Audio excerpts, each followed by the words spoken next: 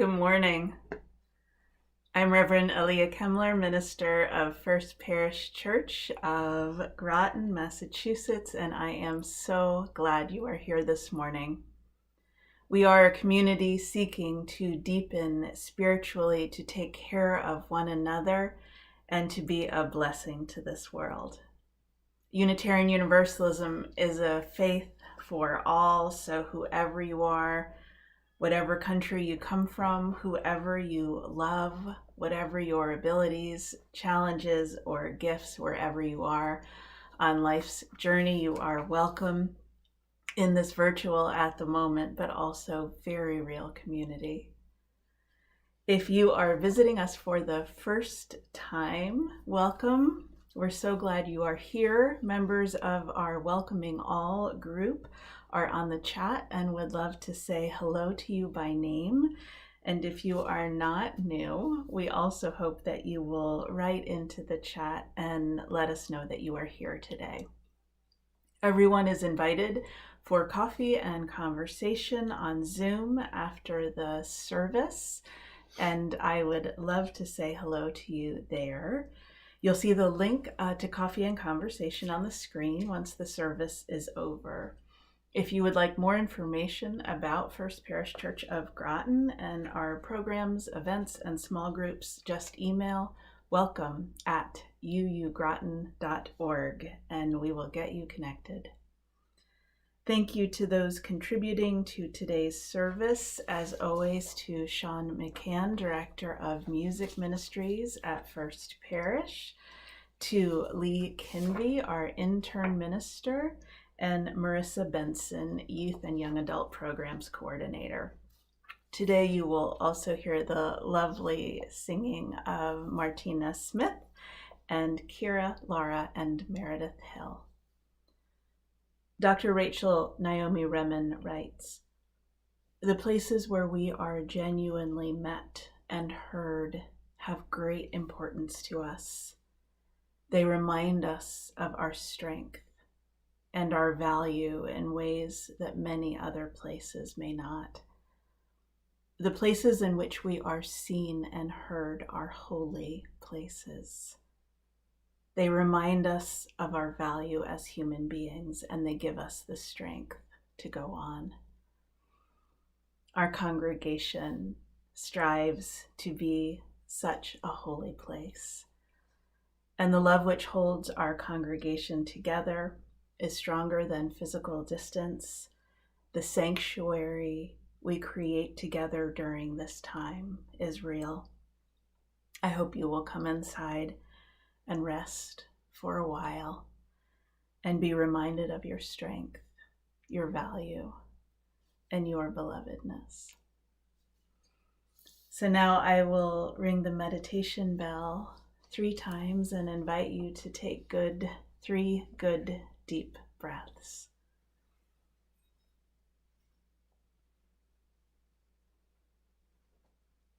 The first is for yourself.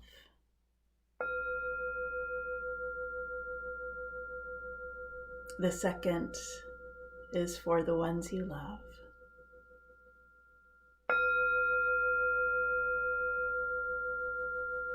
And the third is for the world.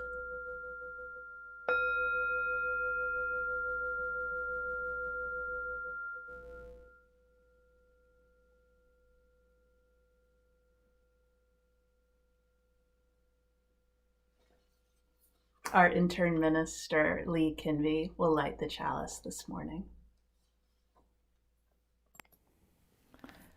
A community is its people and what they bring to it. A church, this community is us and what we bring to it. Our faiths, our imaginings, this thread of truth and that story shrouded in mystery. We weave together strands pulled through from our histories, from our memories. We bring the beautiful and the broken. We bring the frayed nerves and the threadbare bits. We bring the real ways we have been hurt by religion and saved by it.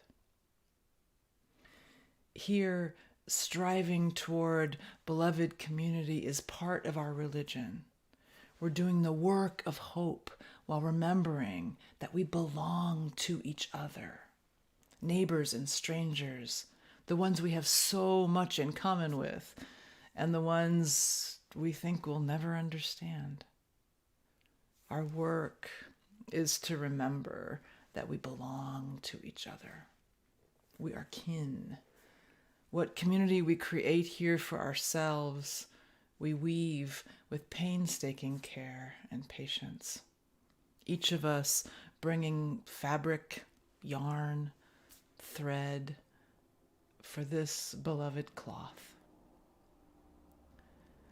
The cloth is asked to hold a lot. The issues that we bring to church go in deep. Hearts break open here and are witnessed and held, seen and heard, and brought into the fold of the beloved cloth. The complexity and mess and paradox of humanity are all right here. So whoever you are, bring all that you are, every shadow, every light, every broken vow, every hope, every fear. Bring your one voice and your one thread, and we will weave each other a song, a cloth of deep reverence and spacious grace.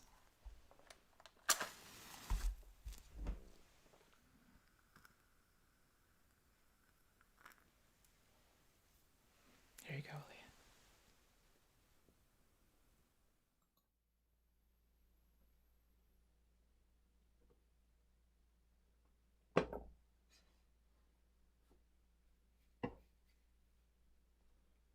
And so let's sing together Spirit of Life by Carolyn McDade. We sing it first in Spanish, translated by Lilia Cuervo and Ervin Barrios, and then in English. The words are in the description box to the service, and I hope that you will sing along. Martina Smyth will lead the singing today. Fuente de amor, ven hacia mí, y el corazón cántale tu compasión, sopla al volar, sube en la mar, hasta moldear la justicia de la vida. Arrágame, libérame, fuente de amor, ven a mí, ven a mí. Spirit of life, come unto me. Sing in my heart all the stirrings of compassion. Blow in the wind, rise in the sea, move in the hand, giving life the shape of justice. Roots hold me close, wings set me free. Spirit of life, come to me, come to me. Thank you, Martina. So now I'd like to talk to the children for a little bit. First, let's say our words for gathering and do the hand motions together. We are Unitarian Universalists with minds that think, hearts that love, and hands ready to help. So today's story is called It Takes a Village by Hillary Rodham Clinton, with pictures by Marla Frazee. And this is a story about a community coming together to build something kind of wonderful. Sometimes it takes a child. And you see there are a bunch of kids and a dog gathered around a tree to make a village. And here there are lots of groups of people with plans and drawings and pictures talking to each other about something. We all have a place in the village, a job to do and a lot to learn. And can you see there's a group of people with a big pile of lumber, and it looks like some bags of sand. Kids don't come with instructions, but neither do grown-ups.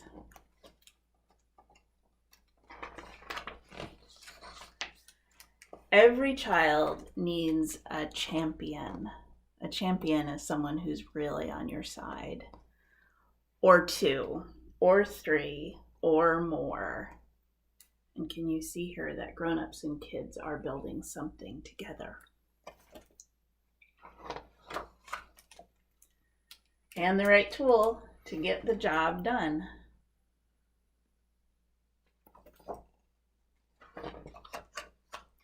Every family needs help sometimes. Kindness and caring and sharing matter. And there are people eating together. Playing matters too.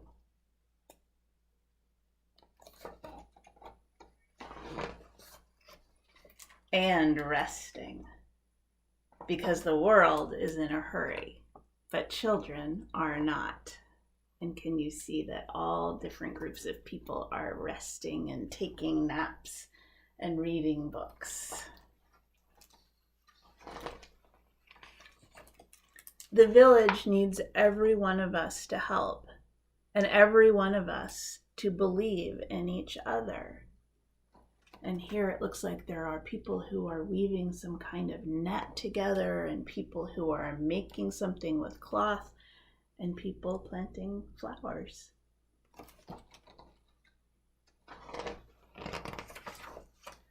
Children are born believers and citizens.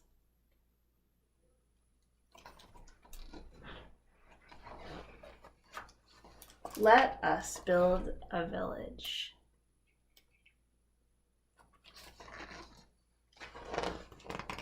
Worthy of all children. And can you see what they were building? A very amazing, beautiful playground.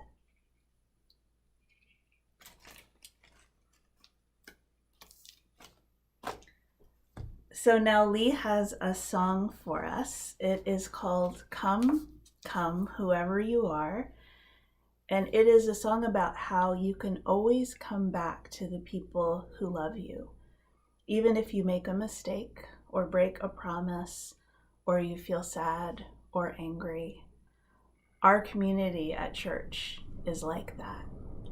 It is a place you can come however you are, however you feel.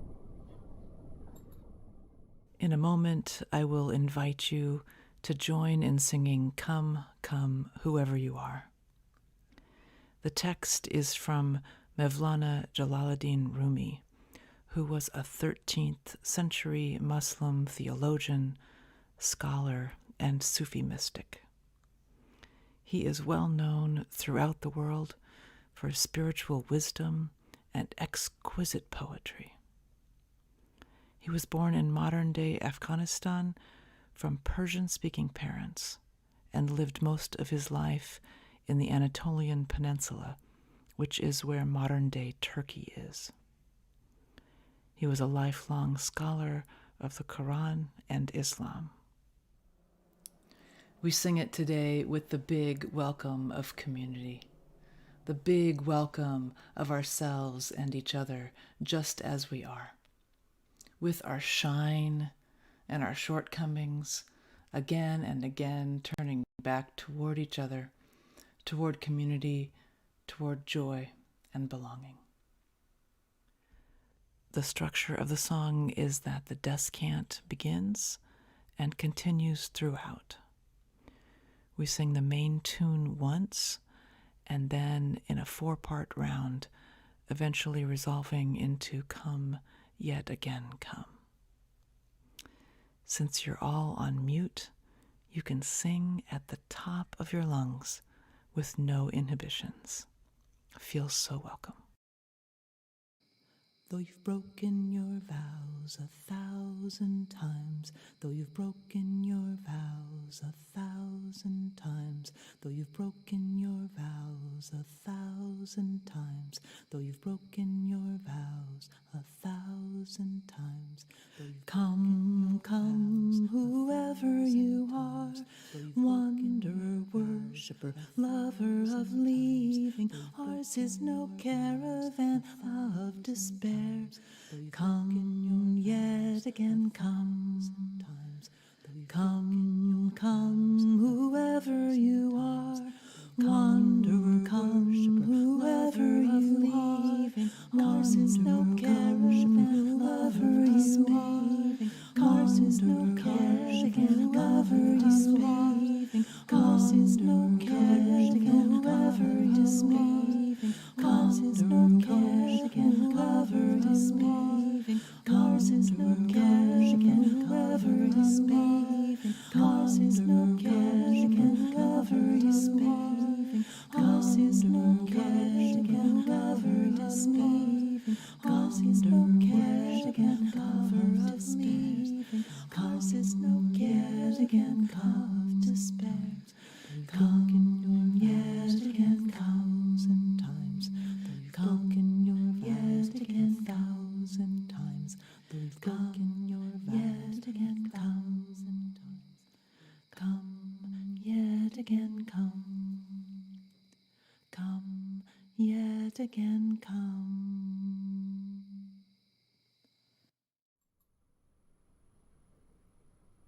And the reading this morning was written by Marissa Benson.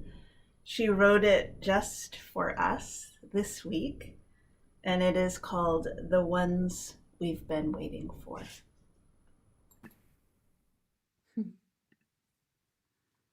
I'm going to read you all a poem I wrote called The Ones We've Been Waiting For.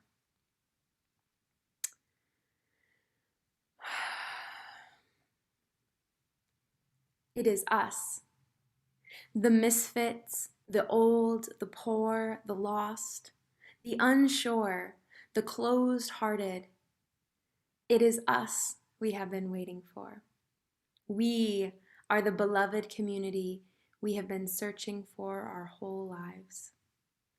We are full of imperfections and egos and fears, totally human, just as we are meant to be. We are it. We are the work and the love and the resistance and the persistence and the promise. We are the people we have been waiting for.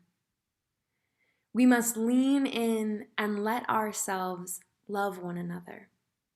There are no perfect people waiting for us on the other side.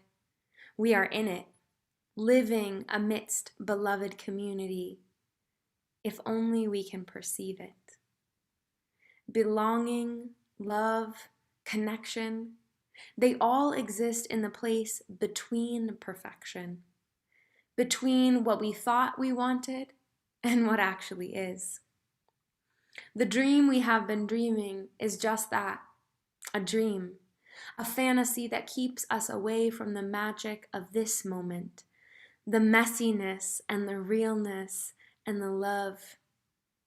The postponed arrival is in fact a lie, because we are already here. The sweetness of community all around us. We find it in the well-intentioned conversations, the bold reactions, the kind compliments, in the showing up, and the hand-delivered lasagna. It comes in the form of gift cards and late-night calls to see if we're okay. It's in the long Zoom meetings, the chalice lightings, the walk with a friend, the support of a colleague. It comes in Sunday morning chats or opinionated people. It's in the hard work and the volunteers and the moments of discomfort and stillness and love. It's here, right around us, settled in next to us or across the screen, drinking a cup of tea or sipping on their coffee. It's us we have been waiting for, beloved and broken and real.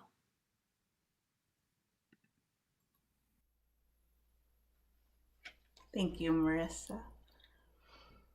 So I invite us now into a time of quiet for meditation and prayer, or you can simply rest and listen to the sound of my voice.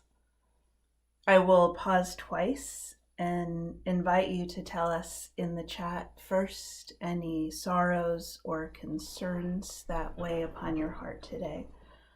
And the second time, your joys, your good news, your gratitude. The chat is open to all while the service is live, but then it will disappear. So let's breathe together for just a moment and rest. Rest in the strength of this sanctuary we create together in time.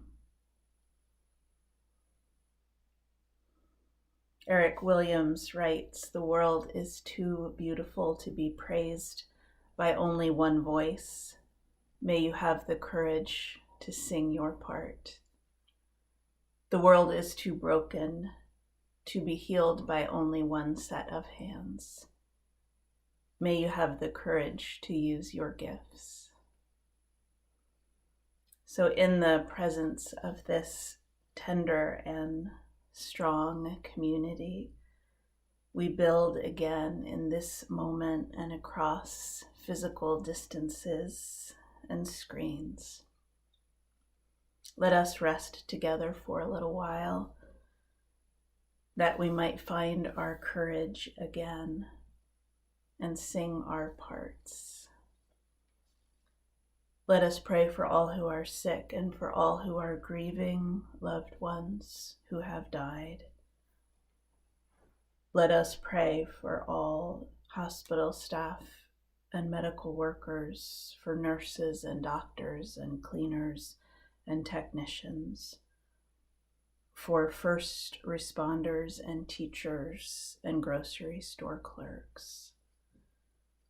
And let us pray for these members of our community, for all who knew and loved Dale Martin, who died this week, and especially for her son Scott and her daughter Jen as they grieve. Let us remember Dale, who sat on the back left of the sanctuary for so many years. Let us remember her great laugh, her wry sense of humor, her shock of purple or pink hair, wonderfully radical and surprising. And let us continue to pray for Bill as he grieves the death of his beloved Brenda, for Nancy, who is home recovering after hip replacement. And let us continue to pray for Wendy, for Bob S., and for Anne's brother Frank, all of whom are undergoing treatment for cancer, and for Sarah, who is recovering well from surgery this week. So I invite you now to take a moment to share your sorrow or concern in the chat. Tell us what you are carrying that feels too heavy so that we can hold it with you today.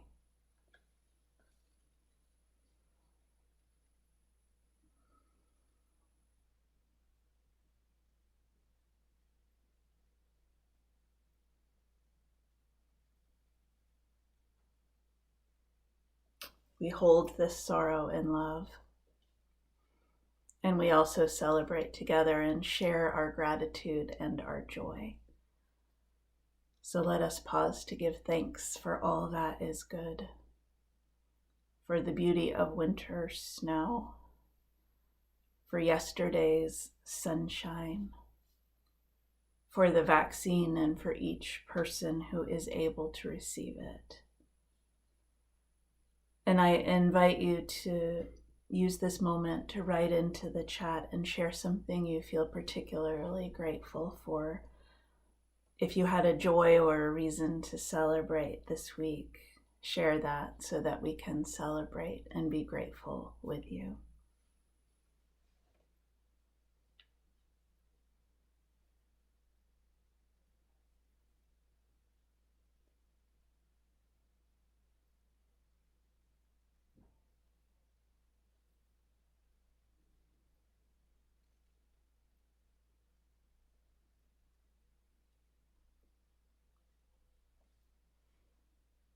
As Marissa reminds us, we are the ones we have been waiting for, beloved and broken and real.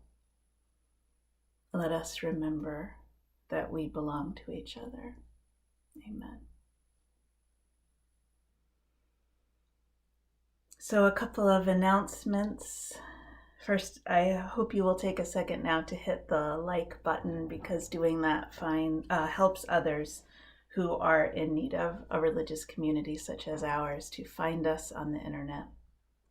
All are encouraged to stay for coffee and conversation. It will begin after the Postlude music on Zoom, and that information will be on the screen.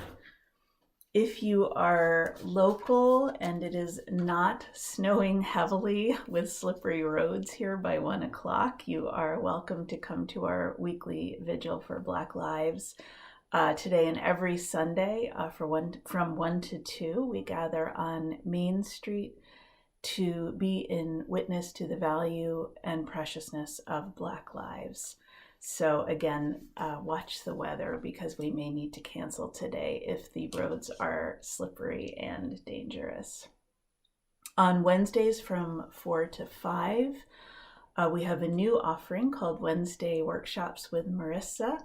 This is an hour of music and poetry and writing and some gentle movement, and all are welcome to join. Check the weekly church email for more information, or just email us at welcome@uugroton.org. As you know, the pandemic has had a powerful and unfair financial impact. Some of us have lost jobs, or our small businesses are really struggling, and others of us have benefited from a rising stock market and lower expenses. It has had a real impact on our congregation's finances at the same time that we have invested in more staff to keep our community thriving and doing good. If you made a financial pledge to the church and are able to fulfill it, I ask you to do so. If you used to make regular contributions but have gotten out of the habit or just forgot, please help us by giving once again. And if you have had a banner year financially, I ask you to consider making an additional donation to cover the shortfall for those who are really struggling. When you give, you are strengthening our beloved community and sustaining us in the work that we do. You can go on over to our website at www.uugroton.org and click on the donate button. Thank you so much for your generosity. So one of my favorite theologians, the Dutch priest and writer and teacher Henry Nouwen, wrote this about community. Community is not easy. Community is the place where the person you least want to live with always lives. That person is always in your community somewhere. in the eyes of others, you might even be that person. When I was in training for the ministry, we did a lot of pairing up into deep sharing exercises. This happened in classes, but also in ministers' gatherings. Really, in every kind of group, I knew there would be this inevitable pairing off with personal questions or potentially awkward rituals, such as washing each other's hands or doing breathing exercises together. And by awkward, I mean awkward for me, because I was shy and hesitant in those days, and things embarrassed me more easily then than they do now.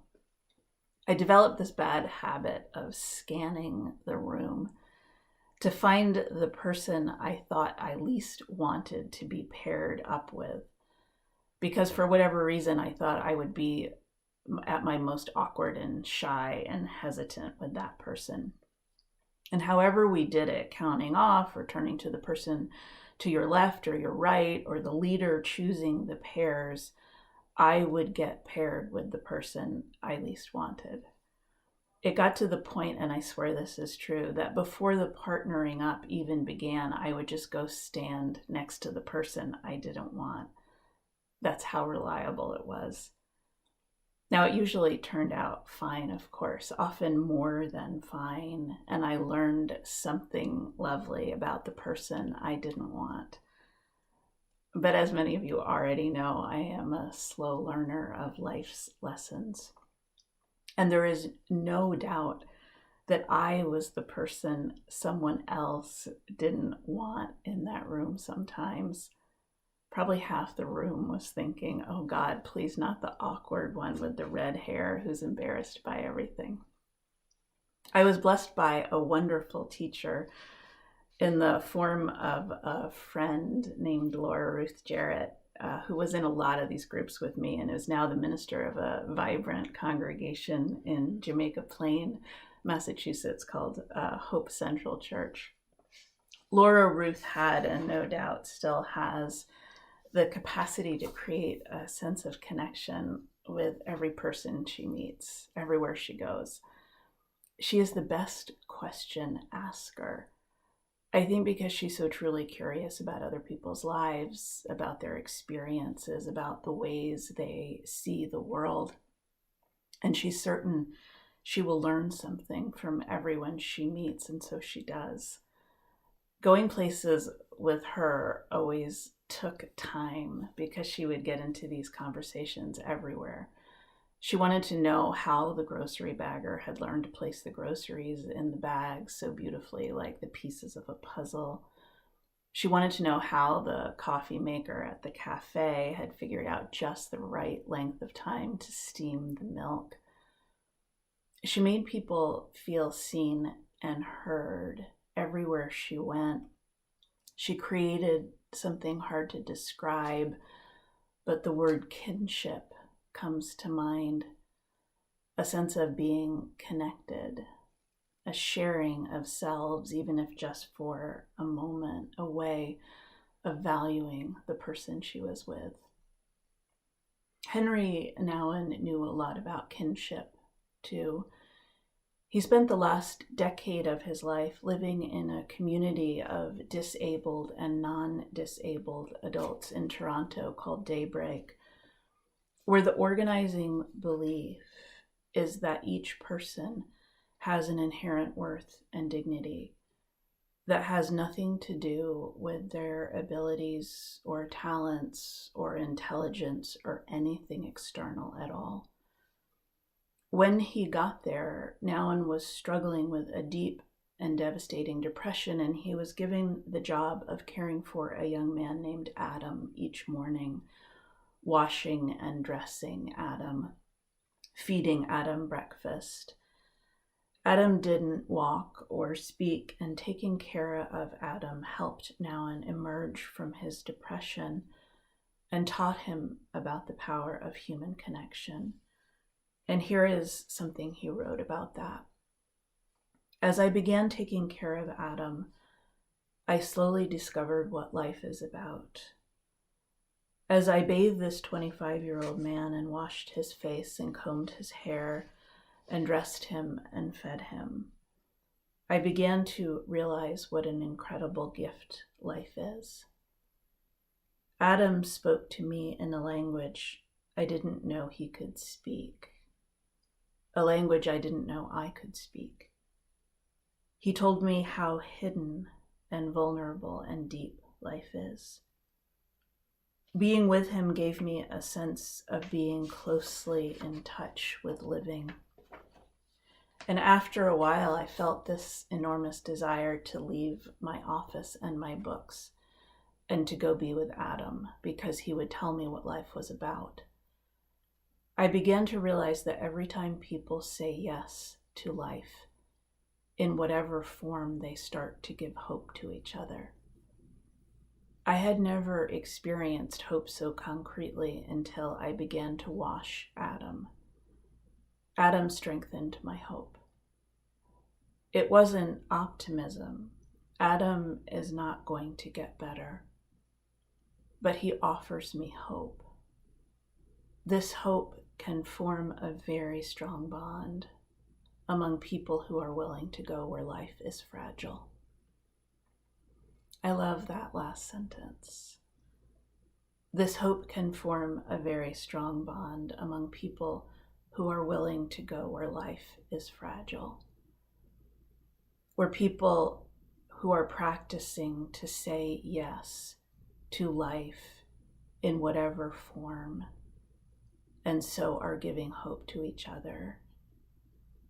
It is a beautiful way to describe community.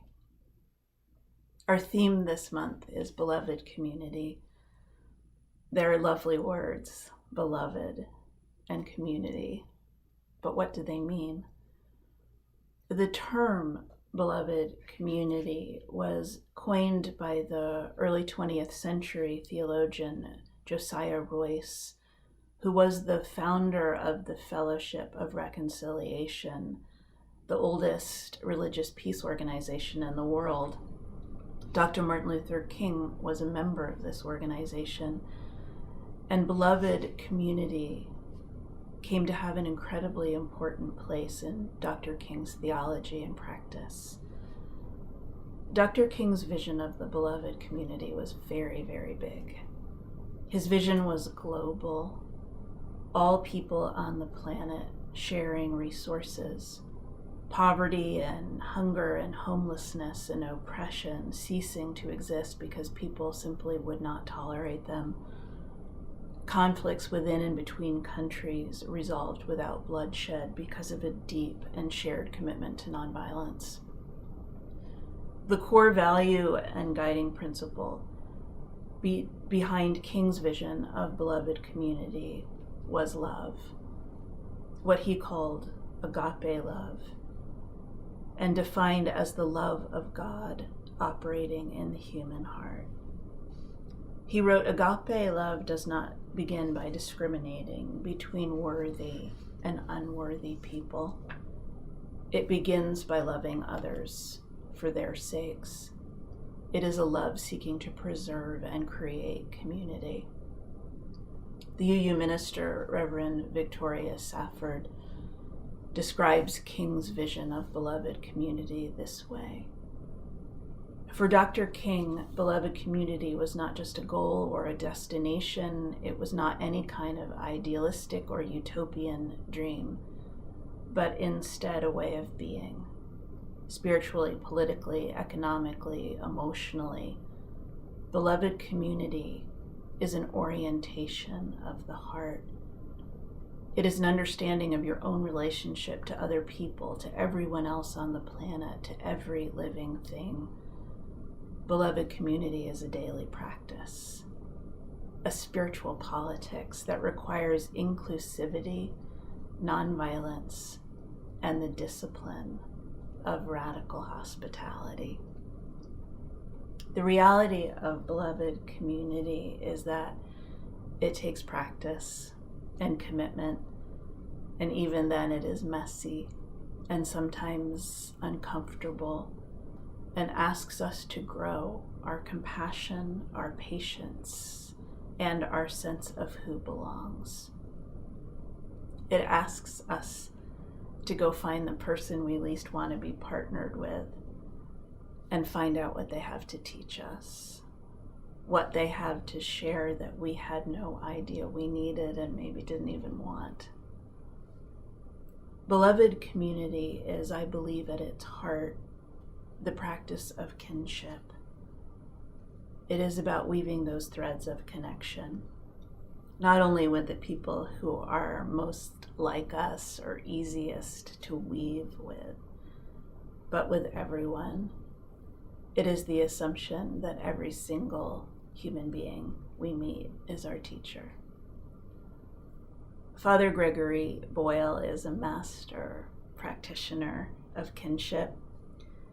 He is a white-haired, round-faced Jesuit priest who has been working with former gang members and incarcerated youth in East Los Angeles for over 30 years. He is the founder and director of Homeboy Industries, the largest gang rehab program in the world, as many of you know. Homeboy provides employment to formerly gang-involved and incarcerated youth, homies, as they call themselves and each other, in its many small businesses. And in addition to jobs, Homeboy provides education, counseling, anger management, case management, and parenting classes. They provide free tattoo removal services and have removed thousands of tattoos from former gang members' bodies, because it can be hard to find a job when you have alarming tattoos across your forehead. Father Boyle has gotten kind of famous in the years since his first book came out, Tattoos on the Heart, The Power of Boundless Compassion.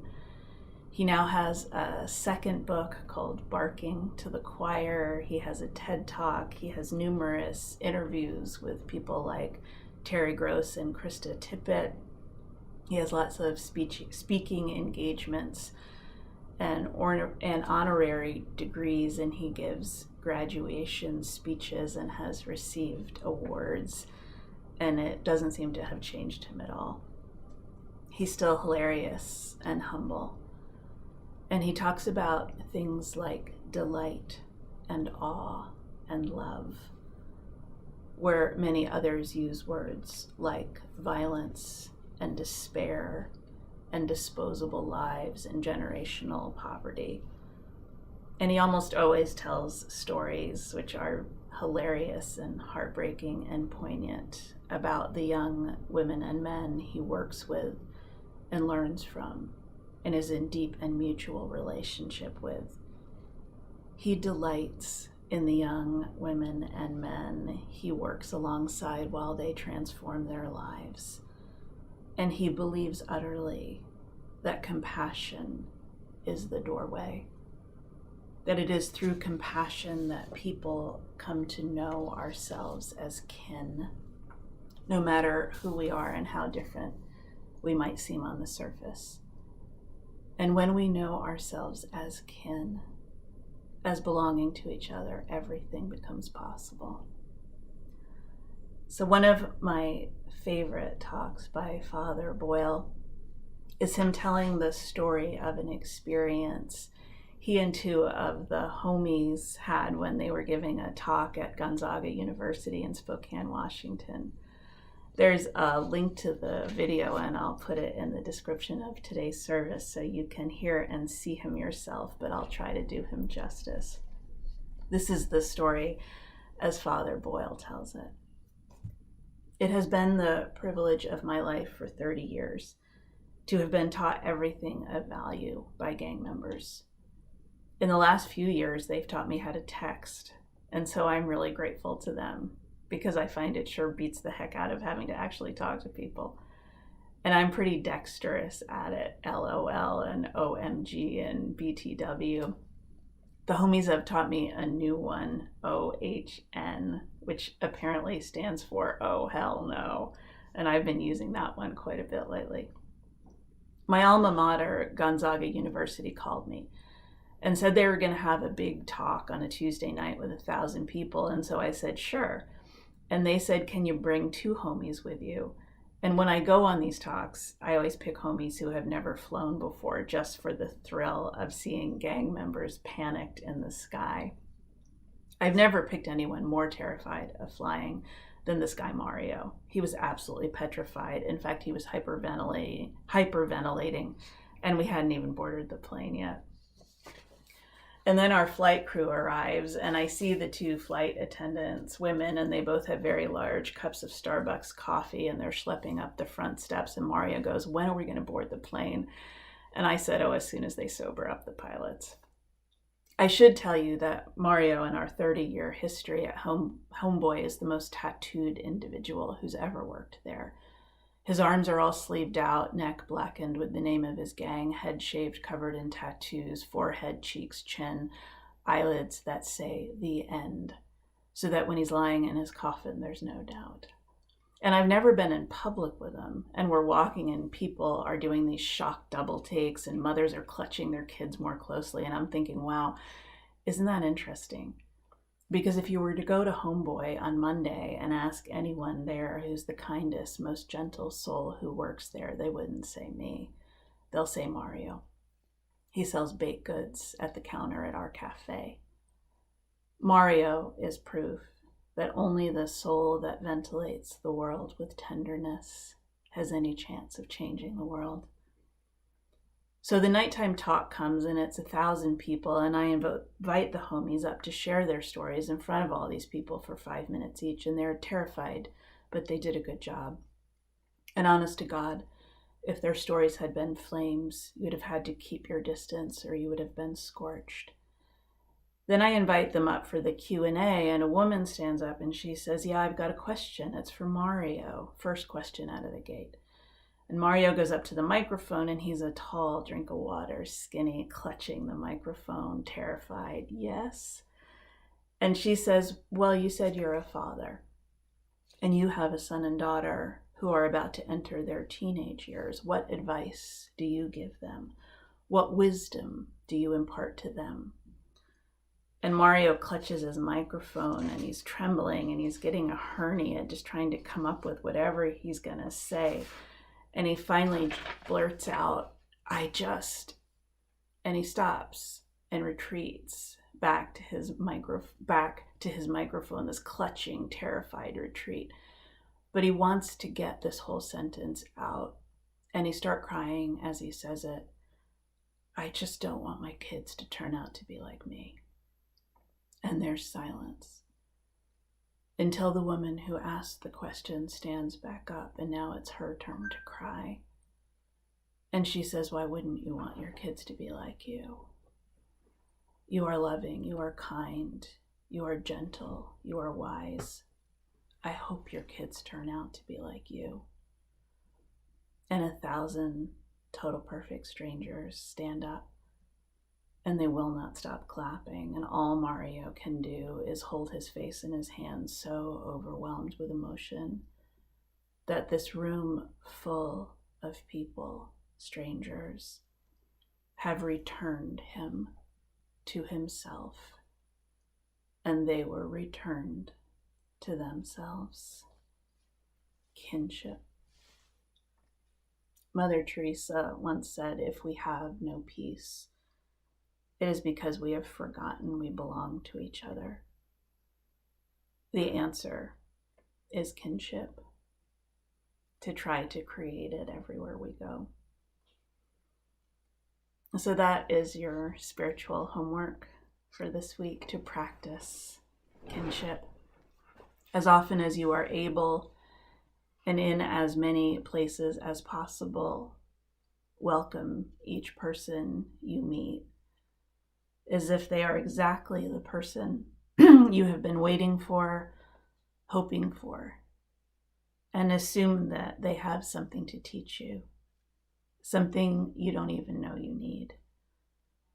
Most of us don't encounter that many people in the course of a week these days, so this can be our beginner's practice. The coworker who manages to annoy you even over Zoom, your parent or partner or roommate you have been cooped up with for nearly a year, who is not behaving as you wish. You yourself who you so often do not forgive for the slightest mistake. Practice saying you are exactly the one I was waiting for and see what happens. We belong to each other, and we each bring our one voice, our one thread, and together we weave a song, a cloth of beautifully flawed community, of deep reverence and spacious grace. So now let's listen to Kira and Lara and Meredith Hill sing One Voice by the Waylon Jennys. This was at a church coffee house a few years ago. The fourth verse is my favorite, with the words, "This is the sound of all of us, singing with love and the will to trust." And if you listen carefully, you will hear the congregation singing along.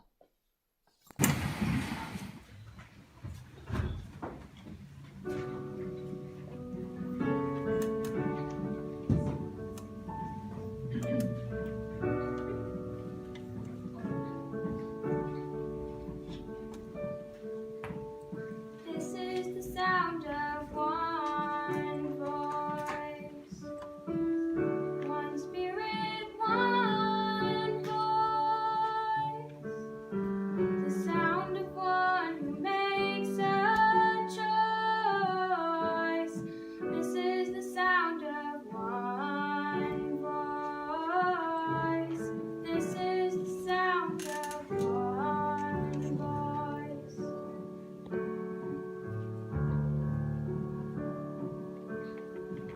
This is the sound of voices too.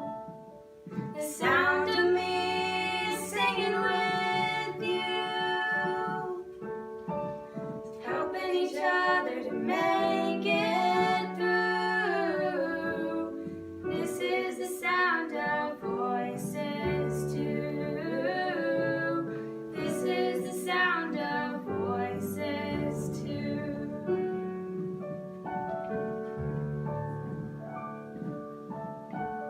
This is the sound of voices three, singing together in harmony, surrendering to the mystery. This is the sound of voices three. This is the sound of voices three.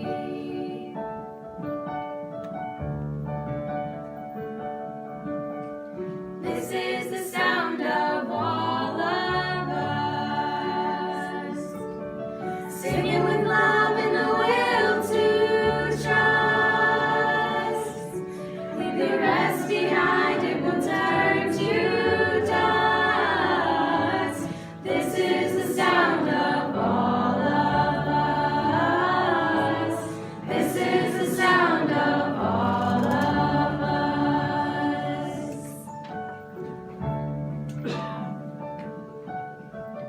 This is the sound of one voice, one people, one voice, a song for every one of us. This is the sound of all of us. This is the sound of one voice. I hope you will stay for the postlude music and then come on over to coffee and conversation. There will be a receiving line where you can say hello to Lee, our intern minister, as well as several different rooms for conversation, including one with Shawn McCann and one with me about today's service theme. But for now, will you put one hand on your heart? And with the other, will you reach out? We are connected. We are woven together with strong and sturdy threads of love. Go in peace. You are a blessing to this world.